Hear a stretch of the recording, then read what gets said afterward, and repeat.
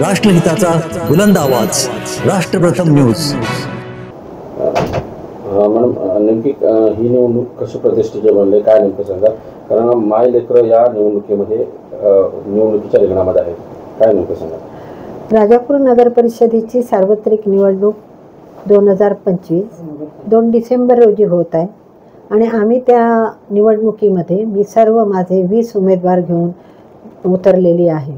माझ्या दृष्टीने ही निवडणूक ही फार प्रतिष्ठेची आहे, कारण या ठिकाणी मी सगळे जे उमेदवार घेतलेले आहेत ते यापूर्वीपासून या शहराची सेवा करतायत, शहरातील सर्व नागरिकांना मदत करतायत।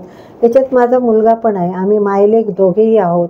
माझा मुलगा 6 नंबर प्रभाग क्रमांक 6 मधून उभा आहे आणि मी नगराध्यक्षपदाची उमेदवार आहे। मी माझ्या राजकीय कारकिर्दीला राजापूरपासून सुरुवात केली।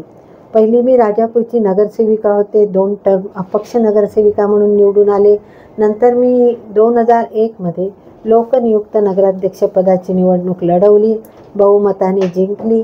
त्याच्यानंतर पुन्हा 2006ला मी पुन्हा नगर परिषदेची निवडणूक लढवली। मला या राजापूर शहरवासियांचा इतकं प्रेम मिळालं आहे, इतका आदर मिळाला आहे, इतकं मिळणं हे फार भाग्याचं लक्षण असतं आणि त्यातीलच मी एक भाग्यवान आहे।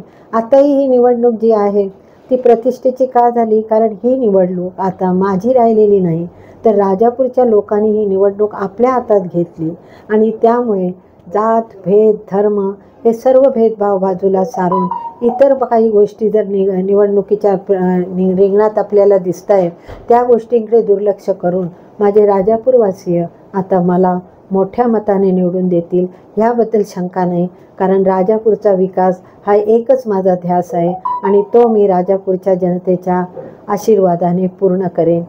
धन्यवाद।